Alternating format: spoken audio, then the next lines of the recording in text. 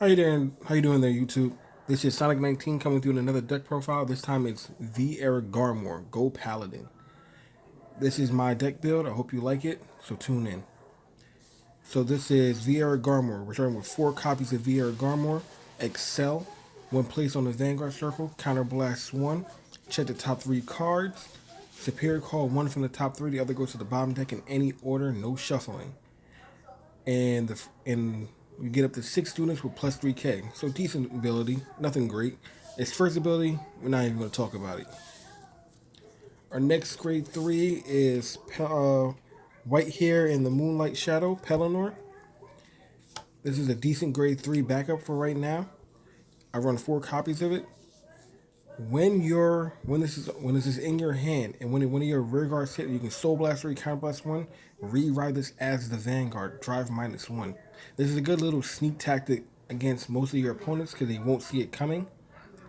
And this is definitely better in premium because after you do your stride turn, you can ride this right on top of your stride and get another Vanguard attack out. Additional to that, any other rear guards while this is on the Vanguard circle, it hits the Vanguard, you can counter blast 1, return that card to your hand. That this allows you to regain your rear guard so you're not wasting units. For my last grade 3, I run 2 copies of Longo. It's a vanilla 24. Enough said. For the grade 2, I run 4 copies of Advanced of the Black Chain Caden. It's one of our newest Gold Paladin grade 2s. I have to say it's the better grade 2 for Gold Paladin. It's when placed from anywhere. Counterblast 1, discard 1 card, check the top 3, call a card. Can't ask more than that. Our next grade 2 is our staple of this deck. Knight of First Sun, Monica. This card is single-handedly allows you to counter charge. Without any counter charge, this deck will die. Hands down. It feeds the soul counter, and plus it comes with resist. So any of those Norikami Kagero decks, anything that has spot removal, cannot touch this card. And it also a little hint. If you're able to get this card out on your opponent's turn and they end their turn, you can also activate her ability to put herself in a soul and counter charge 1. Our last grade 2 is Cloud Wing Eagle. Simply put, 5k unit. Every time something's called from the deck, it gains 5k. You're going to be calling a lot with this deck. Going into our grade 1s, I run 3 Haugen. You all know what it does. If it hits on the Vanguard Circle, you get a free Superior Call. What more can you want? That can be your first ride. What more can you want? And then for hand advantage, I run 4 copies of Jeffrey. Another thing, just like Monica, it goes into the soul after any battle. It doesn't matter if it attacks the Vanguard, the rear guard, doesn't matter what it is. As long as you're in your GB1, as long as it's boosting something, it goes in your soul, you get a free draw. And our final grade 1 spot goes to Intrual Angel. When this unit is called from the deck, shove into the soul, check the top card, call a unit. It's another soul, and another free unit on top of that. This deck bases around a soul, and you'll see why later on in the video. Now to the grade 0s, we're running vanilla grade 0s. 4 crit, 10k into the soul. Then we're running the 4 draw PGs, 4 front, and then 4 G era heal triggers. Again, we need the counter charge. This allows you to counter charge when you G guard. And our starter is Spring Breeze Messenger, just for that extra draw.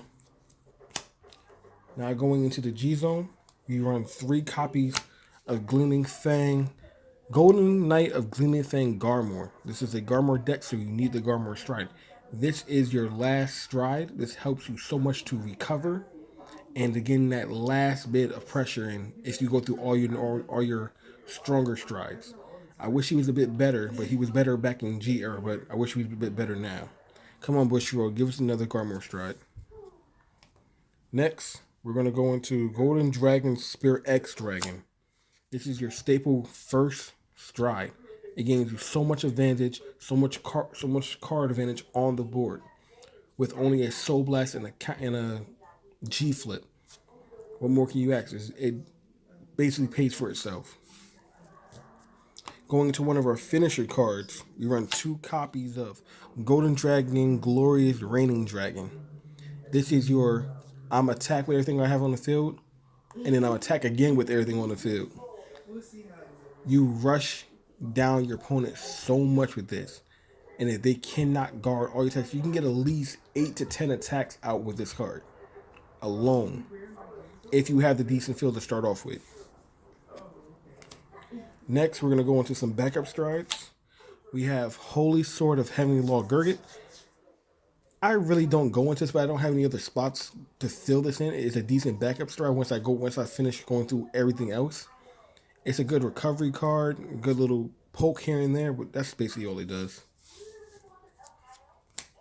And then another one of our finishing cards is Sunrise Ray Radiant Sword Gurgit. This is the reason why we build so much soul. We want to get this ability off as much as possible. You can literally have a Vanguard that's hitting for over 50k and have rear guards that are hitting over 40k if you're able to successfully get this off. That's why you see so many cards that can go to soul, like Monica and Jeffrey and the Angel. So many cards that can go into the soul. You want to build your soul up so much that when you go into this card, it's PG or GG. Going into the G Guardians, we run 1 Slimy Flare. We want to run 2, but I only have 1 at the moment. So Slimy Flare says that when you G Guard with this card, spin one of your cards back to the bottom deck, check the top 5, call up to 2 units from those 5 to the Guardian Circle. It's a good card. It can save you, especially with the PG. I'll show you in a minute. Especially with the new draw PGs and the new grade 1 PGs. They don't have to be called from the hand to activate their ability. They can be called from anywhere. So if you get one of this off of your top 5 and slap it down, you guarded the attack successfully. Going into our next Guardian, it's a watered down version of Slimy Flare. So when you guard this, you can counter blast 1, flip over another G Guardian, check the top 2 instead of the top 5, and then call 1 to the Guardian Circle. But in addition to this, if the guard is successful, the card that you call off the top of the deck gets called to a rear guard circle. That way you can build board for later on. Then I have two generic G Guardians plus 5 if you have 2 or more rear guards on the board. One of these is going to get changed out for Slimy Flare once I get it, but this is what I have for right now. That's the deck right now. This deck probably needs Excel too, because you want to get all your pieces to the hand as quickly as possible. There's not that many draw abilities in this deck, so that's why whenever you ride Garmore or you ride Pelennor, you want to get Excel too, so you can keep getting resources to the hand. The idea is to speed up that soul as fast as possible and then overwhelm your opponent with high numbers to where they cannot guard them.